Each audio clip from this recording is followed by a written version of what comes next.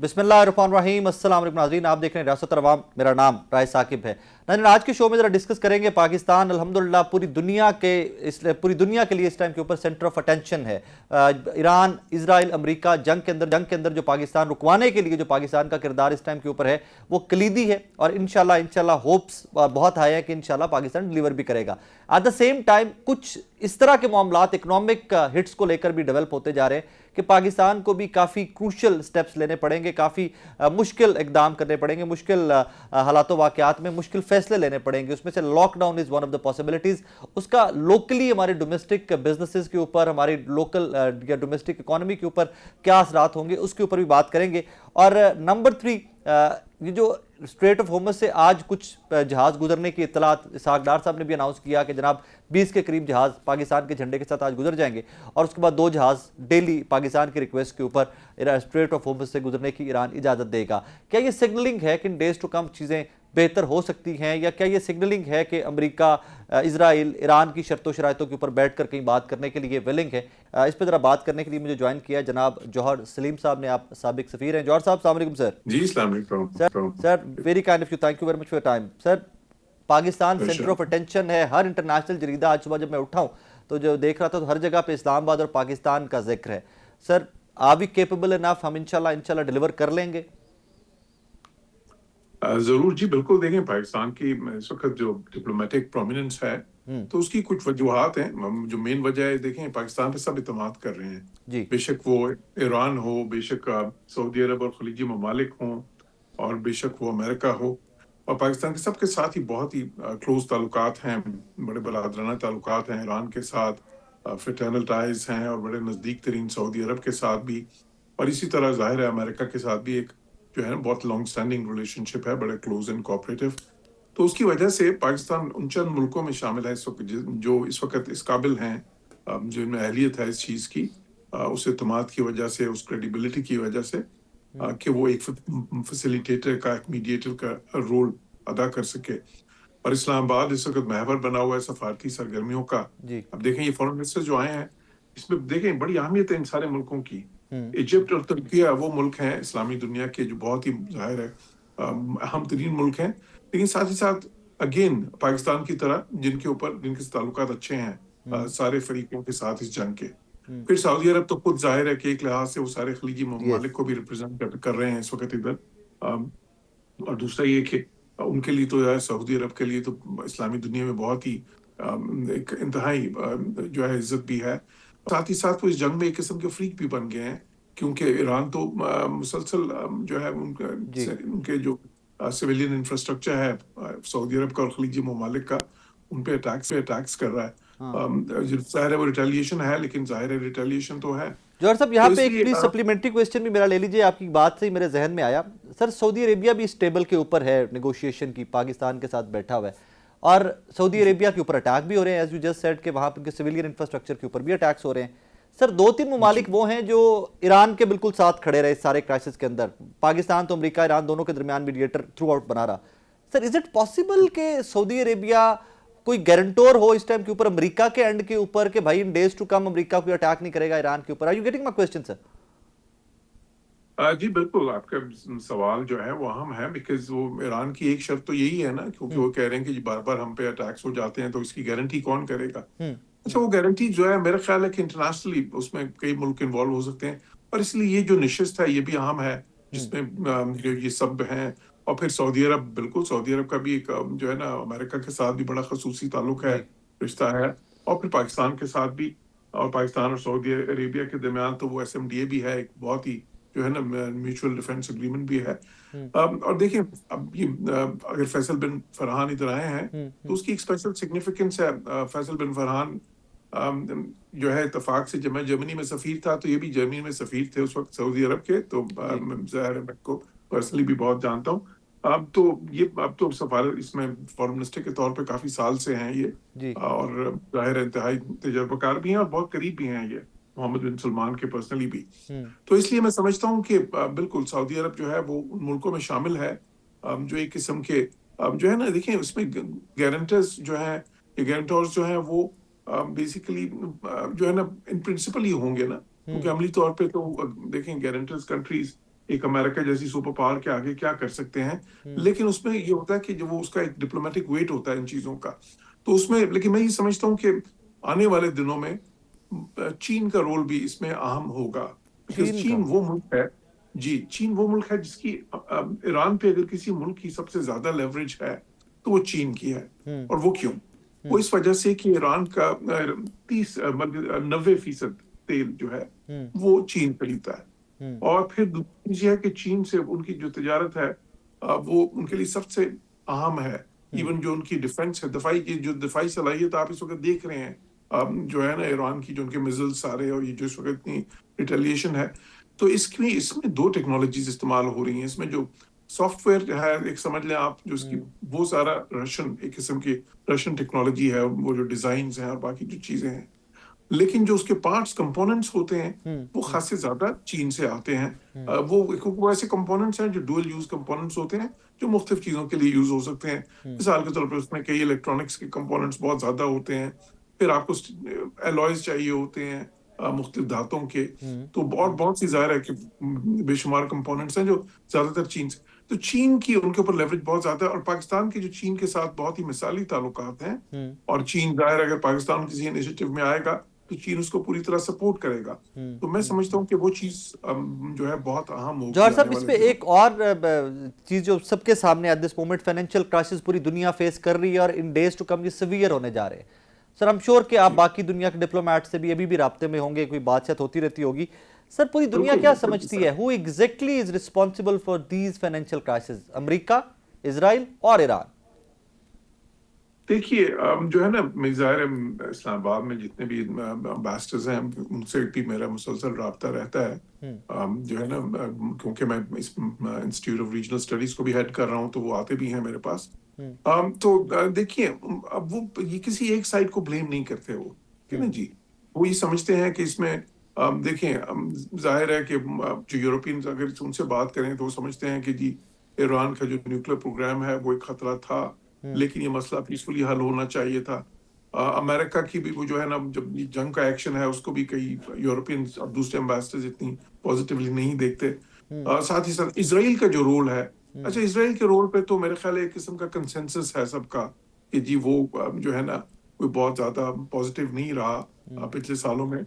और वो जो है ना, क्योंकि बार बार वो जंग की तरफ जो है ना आ जाता है नेतन्याहू, क्योंकि पर्सनली जंग उसको सूट करती है। जंग इसकी उस वक्त इसकी जो सियासी बका है इसराइल के अंदर, वो उसके लिए जंगें बहुत सारी भी लड़ रहा है। और मैं आपको बताऊं कि ज्यादातर मुल्क जो हैं, अगर उनके आप सफीरों से बात करें तो वो जो है ना कोई ये वो नहीं चाहते कि ये मसला जंग के थ्रू हल हो। वो चाहते थे कि ये न्यूक्लियर मसला जो है ये मुज़ाकरात के जरिए हल होना चाहिए, जो पाकिस्तान की असूली पोजीशन भी थी इसके ऊपर। और वो ये समझते हैं कि ये जो जंगें हो रही हैं जो जो ख़ुसूसन जो ईरान के खिलाफ जो है, वो खासी ज्यादा जो है ना इसराइल की इंसिस्टेंस के ऊपर या उनकी परसुएशन पे हो रही है। सर, एक्सेप्टेबल शराइत क्या हो सकती हैं इस जंग बंदी के लिए ईरान की जानिब से? देखिए, जाहिर है कि अब उन्होंने अपनी, वैसे तो एक मैक्सिमलिस्ट पोजीशन वो भी ले रहे हैं, अमेरिकन भी ले रहे हैं, लेकिन मैं समझता हूँ जो कोर चीजें हैं, देखें उसमें दो तीन है। एक तो जाहिर चाहेंगे कि उनको आइंदा के लिए भी उनको कोई अश्योरेंसेस हों कि ये बार बार अटैक्स नहीं होंगे, ये उनके लिए बहुत अहम होगा। साथ ही साथ न्यूक्लियर पे वो चाहेंगे कि उनको जो है ना एक सिविलियन न्यूक्लियर प्रोग्राम रखने की इजाजत तो मिले। ठीक है, वो जो है वो ज्यादा अफसूदगी की तरफ नहीं जाएंगे, लेकिन जो सिविलियन न्यूक्लियर प्रोग्राम होता है, मिसाल के तौर पर 3.76 शायद 3 या 3.67% तक आप अफसूदा कर सकते हैं, वो उधर तक तो उनका प्रोग्राम रहे, वो गिव अप करने के लिए तैयार नहीं है। साथ ही वो चाहते हैं कि उनके मिसाइल्स प्रोग्राम्स में भी कोई हदूद ना लगाई जाए, और क्योंकि वो उनकी दिफा के लिए बहुत जरूरी है। और साथ ही साथ वो जो है ना, जो ये कह रहे हैं कि जी प्रॉक्सी ऑर्गेनाइजेशन को सपोर्ट करना बंद करें, तो ईरानी जो है ना वो चाहेंगे कि जी उसके ऊपर भी कोई इतनी कयूद ना लगाई जाए, क्योंकि वो समझते हैं कि वो, क्योंकि आइडियोलॉजिकल है ना जी, जो ईरान में हुकूमत है वो एक आइडियोलॉजिकल हुकूमत है। तो जाहिर है कि उनकी कुछ दोस्तियां ऐसी हैं जिनको वो कायम रखना चाहेंगे। तो ये मेरे ख्याल उनकी रेड लाइंस हैं, लेकिन जाहिर है उन्हें इस पे, इनमें से भी कुछ पे निगोशिएट करना पड़ेगा अगर जंग खत्म होनी है। सर, ये अटैक जब किया गया तो अमेरिका इजराइल की जानिब से नैरेटिव तो ये बनाया गया कि वहां के लोग उठ खड़े हों और रिजीम चेंज हो जाए। वो तो नहीं हो सका, लेकिन येस्टरडे वी विटनेस्ड कि अमेरिका के अंदर कोई 7-8 मिलियन लोग ट्रंप के खिलाफ निकल आए। सर, उसका कोई इंपैक्ट जंग बंदी की शर्तों शराइतों के ऊपर आएगा?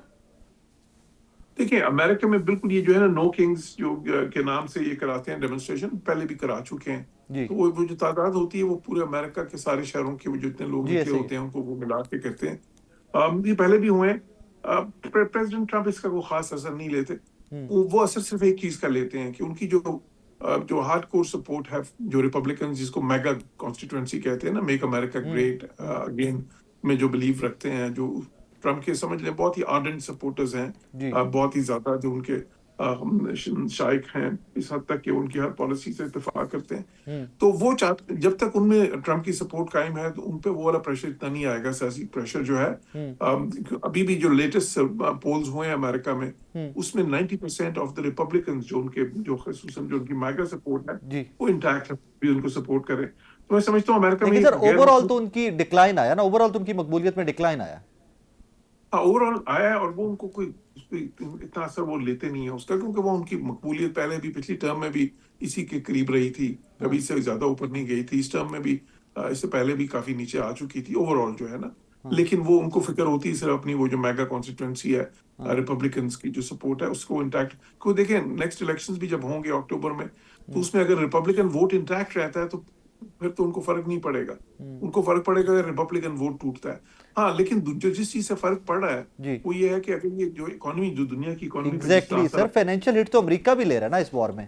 बिल्कुल, तो उनको ये खतरा जरूर है कि अगर ये चीज चली और अमेरिका में इन्फ्लेशन ज्यादा हुई, जिस तरह अभी ऑयल प्राइसेस $3 से $4 हो गई हैं गैलन अमेरिका में, अगर वो चीज ज्यादा सस्टेन करती है तो वो उनको पता है कि चंद माह के अंदर अंदर फिर उनकी सपोर्ट कम होना शुरू हो जाएगी। तो हाँ इसलिए वो नहीं चाहेंगे कि ये जो है ना इसका जो इकोनॉमिक असर है उसकी वजह से जो है ना, जो कि समझ लें इनडायरेक्ट पॉलिटिकल असर हो गया ना, हाँ तो उसका उनको ज्यादा परवाह है। फिर उसकी वजह से उन पर दुनिया के बाकी मुल्कों का प्रेशर भी आ रहा है। हम्म बहुत सारे मुल्क जाहिर है उनको कह रहे हैं कि जी इसको आप खत्म करवाएं, क्योंकि इससे तो ज़ाहिर है पूरी दुनिया की मईशत तबाह हो रही है, हम्म जो है। तो अब पूरी दुनिया की ट्रेड तबाह हो रही है। फिर देखें ये सिर्फ वो एनर्जी क्राइसिस तो नहीं है। हम्म 34% जो फर्टिलाइजर्स आती हैं दुनिया की वो भी वहां से ही आती हैं, इसी स्टेट ऑफ हॉर्मस के जरिए से आती हैं। Yup yup. तो अगर वो नहीं आती तो फिर ये एक फूड क्राइसिस शुरू हो जाएगा आने वाले दिनों में दुनिया में। तो इसलिए ये जो अपना हॉर्मस की जो बंदिश है वो खासा बड़ा प्रेशर पॉइंट है सबके सर लिए। घूम फिर के मैं वापस अपनी ज़ात पे आना चाहूँगा, पाकिस्तान पे आना चाहूँगा। मेरा मुद्दा वो है सर, सेंटर ऑफ अटेंशन है अल्हम्दुलिल्लाह, वी आर ट्राइंग टू के जंग रुक जाए किसी तरह से और पाकिस्तान इसको रोकने में कारआमद साबित हो। सर हम अपनी करंट सिचुएशन को, करंट जो हमारी प्लेसमेंट है इंटरनेशनल स्टेज के ऊपर, इसको पाकिस्तान के मफाद में कैसे इन डेज टू कम इस्तेमाल कर सकते हैं?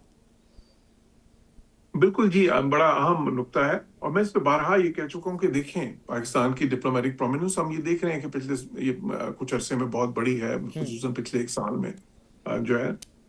लेकिन और बहुत से मुल्कों की अब नजरें पाकिस्तान पे हैं। हमारे कोई एक ऐसा वक्त है जब हमारे ताल्लुकात चीन के साथ भी मिसाली हैं, जी रूस के साथ भी बहुत अच्छे हैं, चीन के अमेरिका के साथ भी बहुत अच्छे हैं इस वक्त, और जाहिर है जो अपने ईरान के साथ या जितने ये सऊदी और ये खलीजी ममालिक हैं यूरोपियंस के, पूरी दुनिया में इस वक्त वो जो है ना probably we are in a very good place diplomatically जिसे कहते हैं। जी लेकिन चैलेंज क्या है हमारा? चैलेंज हमारा ये है कि किस तरह से इस डिप्लोमेटिक प्रोमिनेंस को, इस स्ट्रेटेजिक प्रोमिनेंस को, और ये जो हमारे आप एक इंप्रेशन बन रहा है as net security stabilizer, hmm इसको किस तरह से हम ट्रांसलेट करें into hmm economic dividends hmm, for our people, है ना?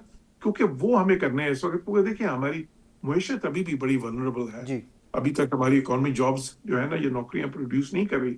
जी तो जो है ना, अब वो जो है ना अभी तक कभी ग्रोथ की तरफ हम नहीं आए। अभी तो हम स्टेबिलिटी की तरफ बड़ी मुश्किल से आए हैं, इकोनॉमिक स्टेबिलिटी की तरफ, और वो भी खतरे में पड़ गई है इस जंग की वजह से। हम्म तो वो मैं समझता हूँ कि हमारा सबसे बड़ा चैलेंज है।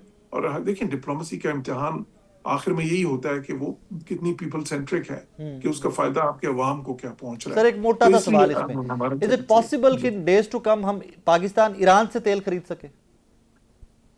देखिए अगर सैंक्शंस लिफ्ट हो जाती हैं तो जाहिर है फिर पाकिस्तान को कुछ तेल ईरान से भी खरीदेगा।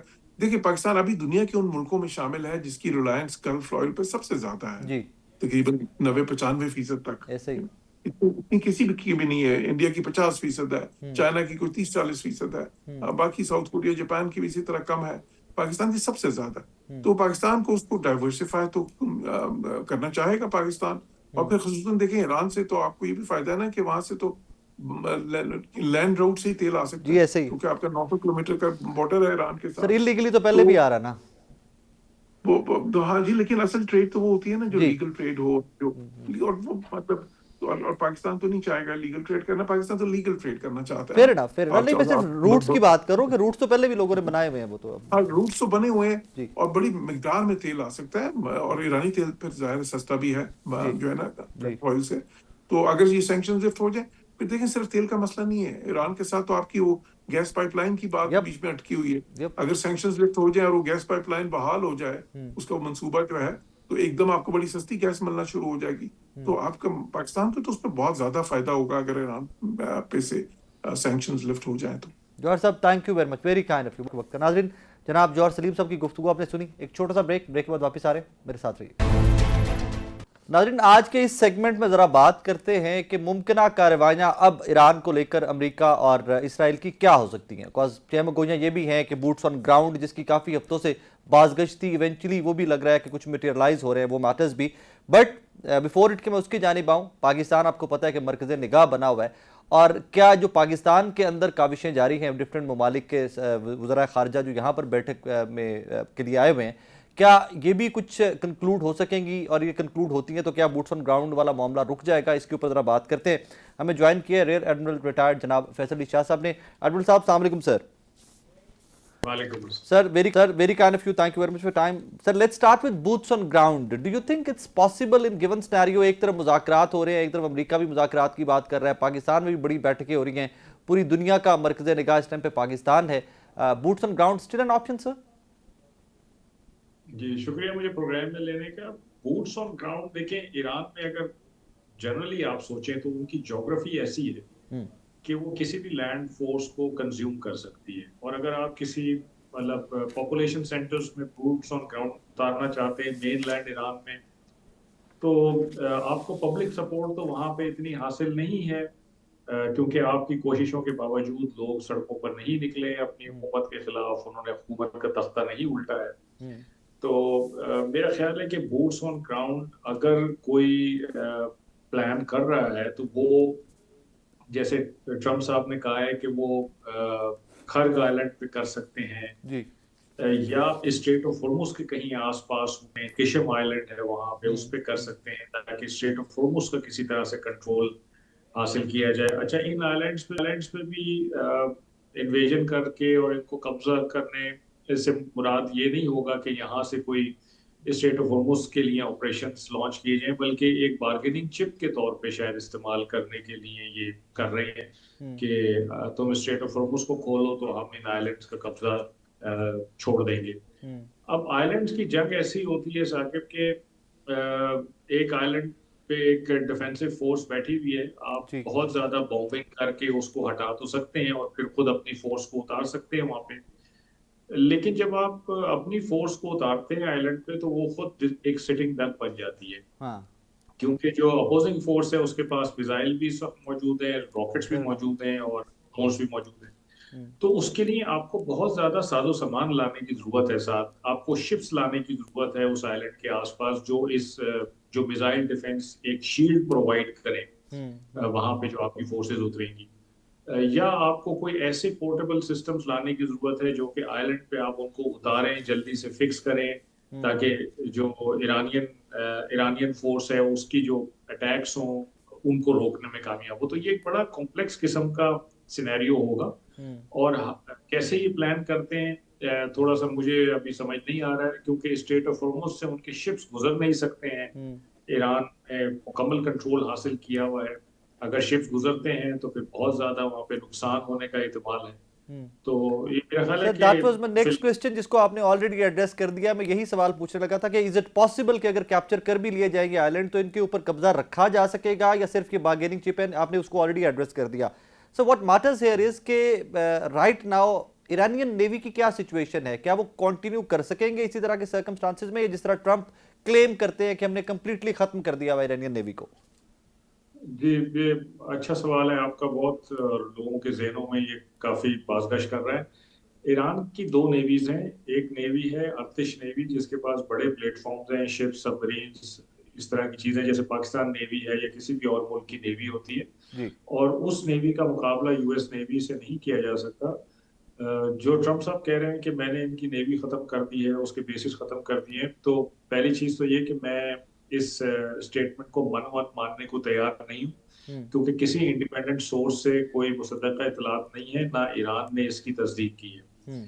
हाँ, उन्होंने जरूर नुकसान पहुंचाया होगा, पहुंचा सकते हैं नुकसान, और अर्तिश नेवी को पहुंचाया होगा। जो दूसरी नेवी है ईरान की, वो है पासदारान इनकलाब की नेवी, जी। जो कि एसिमेट्रिक वॉरफेयर पे काम करती है, और पर्शियन गल्फ और स्ट्रेट ऑफ हॉर्मुज उसका होम ग्राउंड है, वहीं पे तैनात रहती है। हम्म। और उनके पास बहुत सारी ऐसी चीजें हैं जिनको खत्म करना तकरीबन नामुमकिन है। हम्म। लाइक उनके पास स्पीड बोट्स हैं जिनके ऊपर रॉकेट लॉन्चर्स लगे हुए हैं, हम्म। कैमिकाज़े बोट्स हैं, रिमोट कंट्रोल बोट्स हैं, हम्म। अंडर वाटर व्हीकल्स हैं जो कि नॉन पायलटेड होती हैं। जी। उसके बाद मिसाइल बैटरीज उन्होंने बहुत सारे लगाए हुए हैं अपनी ज्योग्राफी का फायदा उठा के। छोटे छोटे आइलैंड्स हैं, छोटे छोटे बेसिस बनाए हुए हैं उन आइलैंड्स पे भी, और फिर कोस्ट के साथ भी। फिर इवन मैं समझता हूँ कि उनके लिए इतनी आसानी है कि वो फिशिंग बोट पे बैठ के भी अपने ऑपरेशंस कर सकते हैं, और स्ट्रेट ऑफ हॉर्मुज को और पर्शियन गल्फ को कंट्रोल कर सकते हैं। तो उनको बेसिकली यहाँ से निकालना, उनको तबाह करना और उनके हाथ से स्ट्रेट ऑफ हॉर्मुज का कंट्रोल लेना, ये मुश्किल काम है। ट्रम्प साहब धमकियों से काफी कोशिश कर चुके हैं कि मैं 20% ज्यादा बमबारी करूंगा, आप स्ट्रेट ऑफ हॉर्मुज खोल दें, वरना मैं एनर्जी इंफ्रास्ट्रक्चर पे बमबारी करूंगा। हम्म। बहुत सारे मुल्कों को उन्होंने कहा कि आके मेरी मदद करें, लेकिन कोई सामने नहीं आया, क्योंकि सबको पता है कि ईरानियंस बहुत अच्छी पोजीशन में है और वो उनसे ये छुड़वा नहीं सकते। सर, मुझे जो आपकी गुफ्तगू से अब तक समझ आ सकी कि ईरान के पास स्ट्रेट ऑफ हॉर्मुज को का कंट्रोल अपने पास रखने के लिए एम्पल बैकअप मौजूद है।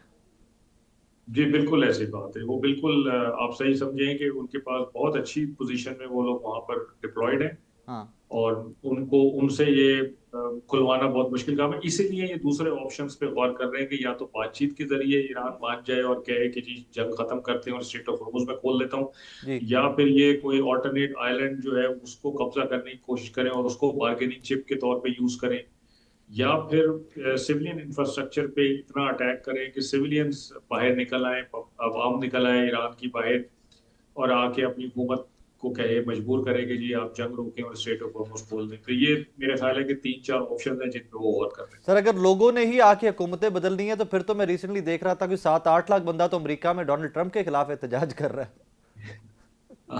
ये गलतफहमी है बेसिकली इनकी कि ईरानियन, जब भी ईरान में कोई प्रोटेस्ट होता है लोगों का, तो पूरी दुनिया ये समझती है कि ये रिजीम के खिलाफ प्रोटेस्ट हो रहा है। वो ऐसी बात नहीं है। देखें, हर मुल्क में लोग अपनी गवर्नमेंट के खिलाफ होते हैं, कुछ तहफुजात होते हैं, फिर लोग सड़कों पे निकलते हैं, ये एक पीसफुल तरीका होता है, और फिर गवर्नमेंट की मर्जी होती है कि वो उसको माने या ना माने। अच्छा, ईरान में भी अगर आप देखें तो आपको 79 का जो ईरान था, जी। वो उस ईरान में और आज के ईरान में बहुत फर्क नजर आता है। जी। तो गवर्नमेंट भी ईरान में बड़ी अकोमोडेटिव रही है, वो भी लोगों की डिमांड्स को पूरी करती रही है, इसीलिए लोग प्रोटेस्ट करते हैं और फिर वापस चले जाते हैं। अब ये जो प्रोपेगेंडा फैलाया जाता है कि जी लोग आके गवर्नमेंट को चेंज करना चाहते हैं, रिजीम को चेंज करना चाहते हैं, और रिजीम ने बहुत ब्रूटली उनको मारा है, ये प्रोपेगेंडा है बेसिकली। क्योंकि ईरान में जब भी प्रोटेस्ट होते हैं तो इसराइल को ये अपॉर्चुनिटी मिलती है कि वो वहां पे शोरिश फैलाए और लोगों का कत्लो गारत हो, ताकि लोग इस प्रोटेस्ट को मजीद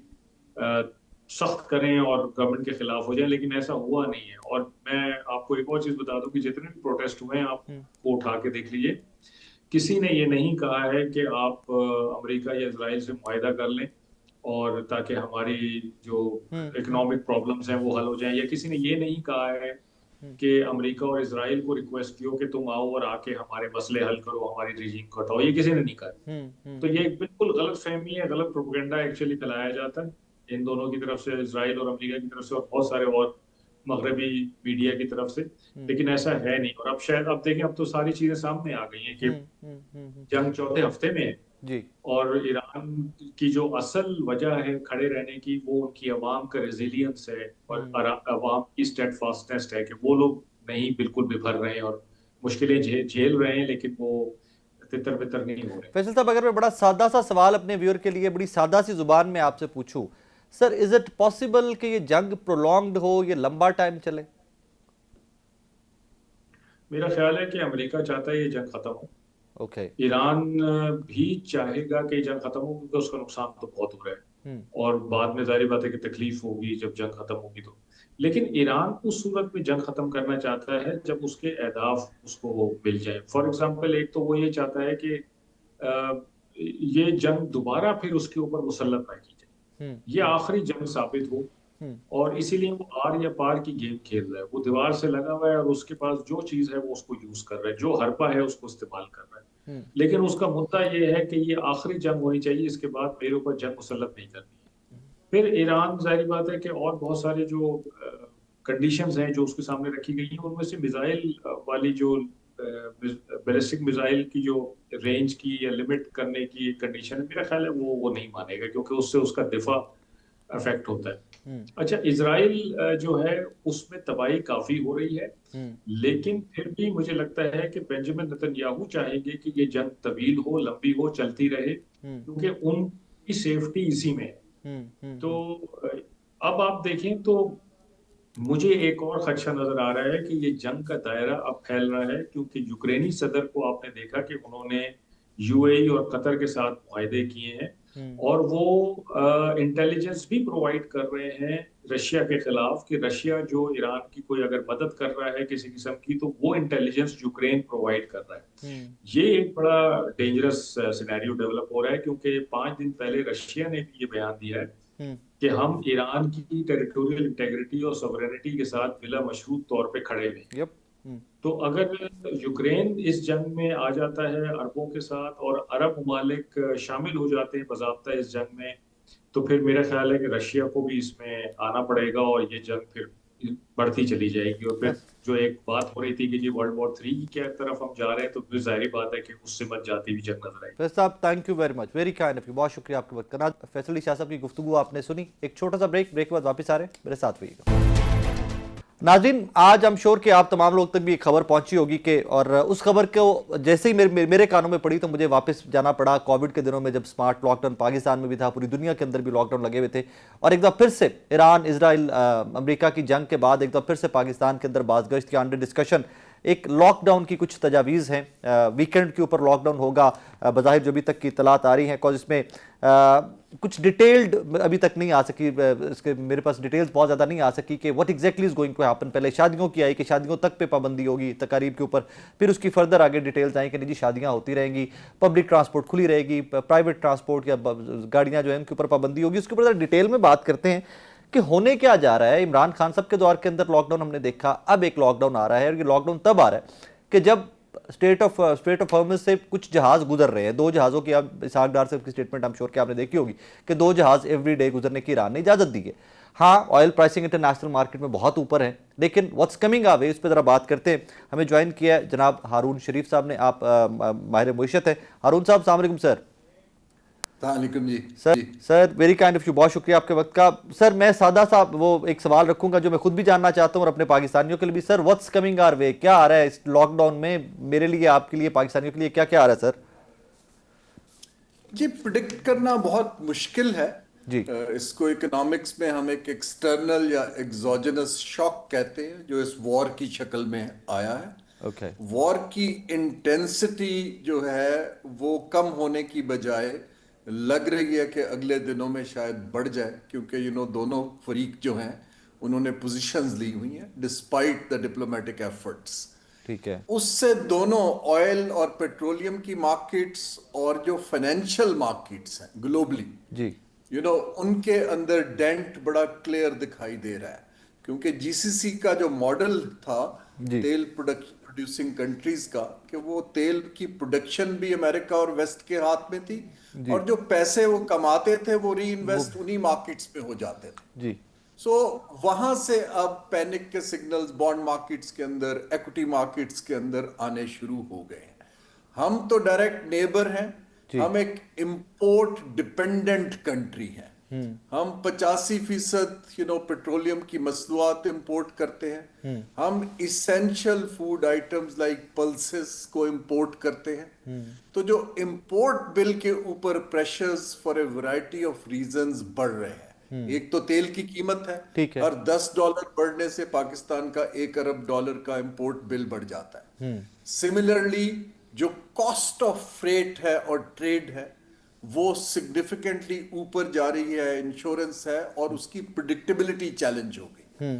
इस सूरत हाल के अंदर एक एक्स्ट्राऑर्डिनरी सूरत हाल में ममालिक को वर्स्ट सिनेरियो के लिए तैयार अपने आप को करना पड़ता है। और वो वर्स्ट सिनेरियो ये है कि आपको अपनी डिमांड साइड को मैनेज करना है कि आप इंपोर्ट्स को कैसे कम करें, यूटिलाइजेशन ऑफ एनर्जी प्रोडक्ट्स को कैसे कम करें, क्योंकि हमारी अभी भी जो ऑयल की इंपोर्ट है वो ज्यादातर ट्रांसपोर्ट और लॉजिस्टिक्स के सेक्टर। सर, I'm sorry, मुझे यहाँ पे सिर्फ रोकना पड़ेगा आपको। यू जस्ट सेड कि अगर $10 पर बैरल प्राइस ऊपर जाती है इंटरनेशनल मार्केट में तो हमारा इंपोर्ट बिल $1 बिलियन बढ़ जाता है। Excuse me. तो सर राइट नाउ तो $100+ पे है, सो दैट मीन्स हम कोई $4-5 बिलियन का बर्डन एट वंस आया पाकिस्तान की मुईशत पे। जी देखिए ना, जब ये शुरू हुआ था तो 80 के लगभग थी जी, ठीक है, इसके बाद अचानक शूट अप गई, फिर नीचे आई। हम एक एवरेज प्राइस लेते हैं, हमें यह समझना है कि पाकिस्तान की ऑयल इंपोर्ट की प्राइस ब्रेंट से लिंक नहीं होती। ब्रेंट जो है बेसिकली वेस्टर्न मार्केट्स का एक बेंचमार्क है। हम लोग दुबई क्रूड और ओमान क्रूड और सिंगापुर की एवरेजेस को देख के कीमत तय करते हैं। ठीक है। और वो कीमत जो थी 130 पे चली गई थी, केम डाउन टू 113, सो वो वेरिएशन उसमें बहुत ज्यादा है। अब पाकिस्तान के पास ऑल्टरनेट ऑप्शंस शॉर्ट टर्म में तो है नहीं। अगर हम रूस से भी लेते हैं तो वो हमें बिलो मार्केट तो नहीं देगा। सो आई थिंक वो कि सर $25-30 बिलियन पर मंथ बना रहे हैं, बल्कि रशिया तो उल्टा ऑयल बेचने से। अब जो हमारा क्रॉनिक जो ट्रेड डेफिसिट और बैलेंस ऑफ पेमेंट के इम्बैलेंस हैं, हमें तो इन एनी केस डिमांड को स्प्रेस करना है। देखिए ना, हम इंपोर्ट को एक्सपोर्ट तो मैच करते वक्त लगेगा, लेकिन इंपोर्ट को आप बैलेंस कर सकते हैं, और उसके लिए दुनिया ने बहुत से तरीके किए, हमें अभी तक कर देने चाहिए थे। मार्केट्स को जल्दी बंद करना, कार पूलिंग शुरू करना, राशनिंग की ऑप्शंस को देखना, टारगेटेड सब्सिडीज को देना। बहुत से ममालिक में ऑड और इवन नंबर की गाड़ियां एक एक दिन चलती हैं जी। तो हमें अपना लाइफस्टाइल को एक इमरजेंसी के लिए तैयार करना है। उसके लिए 2 फैक्टर्स हैं जो मैं कहना चाहता हूं जी प्लीज। एक तो हुकूमत की कम्युनिकेशन एविडेंस बेस्ड और इफेक्टिव और रेगुलर करने की जरूरत है। दूसरा, आपको कम्युनिटी और प्रोविंसेस के अंदर सोशल मोबिलाइजर्स को कॉन्फिडेंस में लेना है, क्योंकि अभी तक हम एक फ्रेगमेंटेड सियासी सूरत हाल में चल रहे हैं। अगर अवाम को खड़ा करना है, ये आप रेगुलेट और डिक्टेट नहीं कर सकते। So one needs to demonstrate कि ये काम कैसे किया जाता है। सर लोकली ऑब्वियसली बिजनेस बहुत बुरी तरह हिट लेंगे इसकी। पाकिस्तान की मुईशत इस काबिल है कि हमारी लोकल इकॉनमी इस तरह चोक हो जाए, सरवाइव कर जाए, निकल जाए क्राइसिस से? जी, हमारे पास चॉइसेस कम हैं। देखिए, हमारी इन ए वे ऑलरेडी जीडीपी ग्रोथ सप्रेस चल रही है। हमारी जो प्रेडिक्शंस भी थी को 3-3.25% पे थी जी। अब 2026 के अंदर तो वो मीट करती नहीं दिखाई दे रही, and revised targets will start coming pretty सून। हमारी रिमिटेंसेस के ऊपर प्रेशर भी दिखाई दे रहा है। देखिए ना, जो गल्फ से आती है 50% जी। सो इन तमाम फैक्टर्स को देखते हुए आई थिंक अवाम के साथ सच बोला जाए, एविडेंस दिया जाए, तो पीपल शुड स्टार्ट सेक्रीफाइसिंग। देखे ना, हमें अपने लाइफस्टाइल में सेक्रीफाइस करना पड़ेगा, क्योंकि बहुत एक्स्ट्रा ऑर्डिनरी हमारे इर्द गिर्द सूरत हाल डेवलप हो रही है। सर वो मेरे लिए आपके लिए सेक्रीफाइसेस हैं, या शहबाज शरीफ साहब के 38 गाड़ियों का प्रोटोकॉल है वज़राए आला और वजीरों के लिए, उनके लिए भी है वो? जी, मैं यही, उनके लिए भी नहीं है, उनके लिए ही है। उनको सबसे पहले सामने आना है। देखिए, मैं बहुत अरसा ग्लोबली लोगों को एडवाइस करता रहा। एक दफा जब ये फाइनेंशियल क्राइसिस आया 2008 का, तो मैं तब यूके की गवर्नमेंट को एडवाइस कर रहा था। इमीडिएटली जितने वज़रात थे और सब लोग थे, they even stopped using business class and taxis. वो पब्लिक ट्रांसपोर्ट पे एयरपोर्ट जाते थे। जब लोग देखते हैं कि आपकी अशराफिया और लीडर्स सेक्रीफाइस कर रहे हैं, आपको ये लैंड क्रूजर्स तो बैन कर देनी चाहिए। एनी कार जो उस लेवल की है, ये इन लोगों ने रखी, आप उसको घर पे रखें, सजाएं, but that should not be seen on the roads. ये जब तक जेस्चर्स ये नहीं देंगे और सोशल मोबिलाइजर्स रेगुलर कम्युनिकेट नहीं करेंगे, it's very difficult for people to see कि आप सेक्रीफाइस करें, हमारा बिजनेस एज यूजुअल चलता रहेगा। It doesn't go that way. हमें मिनिमम बिजनेस कंटिन्यूटी को इंश्योर करना है मुल्क की, कि मुल्क चलता रहे। सर, स्मार्ट लॉकडाउन जो इमरान खान साहब के था, do you think that was successful model at that time? जी, हमारे पास एक एग्जाम्पल है, कुछ इदारे डेवलप हुए हैं, उनको एम्पावर करके लोगों के साथ इंटरेक्ट करके वी मस्ट गो दैट। देखिए, वर्स्ट कम और अच्छी खुशी की बात ये होगी कि हालात इतने ना बिगड़े, बट मैं तो ये कह रहा हूं कि इस वक्त आपको तैयारी ये करनी है कि ये हालात, ये वॉर चलेगी और उससे मार्केट्स मजीद स्प्रेस होंगी, सप्लाईज जो हैं कर्टेल होंगी और हमारे ऊपर प्रेशर बढ़ेगा। ये कह देना कि सब अच्छा स्मूथ है, I think it's a wrong strategy. Sir, ये कितना टाइम पाकिस्तान को रिकवर करते हुए, लेट्स से मैं एक मिसाल दे रहा हूं आपको, एक गिवन सिनेरियो, अगले 10 दिन के अंदर जंग रुक जाती है, पाकिस्तान को इस क्राइसिस से, पाकिस्तान की इकोनॉमी को इस क्राइसिस से रिकवर करते हुए कितना टाइम लगेगा और कब तक ये लॉकडाउन ऐसे कैसे में चलाना पड़ेगा? जी, ये 6 माह तो कहीं भी नहीं गए ना। वाह। देखिए, इस वक्त हमें 3-4 स्टेप्स तो अर्जेंटली लेने हैं। नंबर 1, IMF से डिस्कस करना है कि उनके अगले जो ट्रिगर्स हैं और प्रायर एक्शंस हैं उनको डिफर किया जाए, क्योंकि ये चीजें हमारे कंट्रोल में नहीं है, हम टारगेट्स नहीं मीट कर पाएंगे ना। सेकंड, हमें स्टेप ये लेना है कि जो हमारे वल्नरेबल सेक्टर्स हैं, गरीब हैं, पुअर हैं, उनका बर्डन कैसे कम करना है, खास तौर पे 2 सूबे जो कि कॉन्फ्लिक्ट जोन से लिंक्ड हैं। देखिए ना, बलूचिस्तान और KP के दोनों बॉर्डर्स पे कॉन्फ्लिक्ट और वहां की इकोनॉमीज पे ज्यादा प्रेशर आना है। तीसरा, जो इन्होंने कुछ कर दिया है, हमें अपने जो बड़े बड़े मेगा हम इंफ्रास्ट्रक्चर प्रोजेक्ट्स करते हैं उन सबको हॉल्ट कर देना चाहिए। सड़कें बनानी, पुल बनानी, बिल्डिंगें बनानी, और उनको बंद करके जो पैसा बचता है उसको एक इमरजेंसी पूल में रिंग फेंस कर देना चाहिए, ताकि जहां पर भी हो हमारे पास इंटरनल कुछ रिसोर्सेज हो। ये स्टेप एंड ड्रास्टिकली और विजिबली गवर्नमेंट का way of doing business needs to be simplified. अगर हम ये करते हैं तो कौम तैयार होनी शुरू हो जाएगी। हारून साहब, थैंक यू वेरी मच। काफ़ी वरीसम है, काफ़ी इस तरह की परेशानी वाली न्यूज़ है, लेकिन थैंक यू वेरी मच, बहुत कुछ सीखने का मौका मिला। नाजरीन, हारून साहब की गुफ्तगू से जो मुझे समझ आ सकी है, इन डेज टू कम आपको और मुझे बहुत सारी चीज़ों के लिए प्रिपेयर होना पड़ेगा। ये सिर्फ एक लॉकडाउन जिसके ऊपर इस सेगमेंट में हमने बात की है, लॉकडाउन से मामलात काफ़ी आगे जा चुके हैं ऑलरेडी। अगर अगले 10 दिन के अंदर जंग रुक जाए, अकॉर्डिंग टू हारून शरीफ साहब, अगर अगले 10 दिन में जंग रुक जाए तो इस शॉक से फिर भी रिकवर करने के लिए पाकिस्तान को नेक्स्ट 6 मंथ्स कहीं नहीं गए हुए, मतलब मिनिमम नेक्स्ट 6 मंथ्स, और उसके आगे क्या होगा दैट नोबडी नोज। यहां तक देखिए कि स्ट्रेट वे बैन कर देनी चाहिए लैंड क्रूजर्स, अकॉर्डिंग टू हारून शरीफ साहब, बड़ी गाड़ियां बैन कर देनी चाहिए, गवर्नमेंट क्या सिविलियंस की भी बैन कर देनी चाहिए। रीजन कि हमारा इंपोर्ट बिल ऑयल का अगर $10 पर बैरल बढ़ती है इंटरनेशनल मार्केट में प्राइस, तो हमें $1 बिलियन इंपोर्ट बिल हमारा बढ़ जाता है। और अब तो 60-70 से उठ के कहाँ पे क्रूड ऑयल गया हुआ है और इंटरनेशनल मार्केट में कहाँ पे ट्रेड कर रहा है, I don't have to tell you. Really worrisome, बहुत परेशान कुन सी खबरें हैं। आई होप एंड प्रे कि कुछ सैनिटी प्रिवेल करे। एनीवेज, अपना बहुत सारा ख्याल रखिएगा, दुआ में याद रखिएगा। अल्लाह हाफिज़।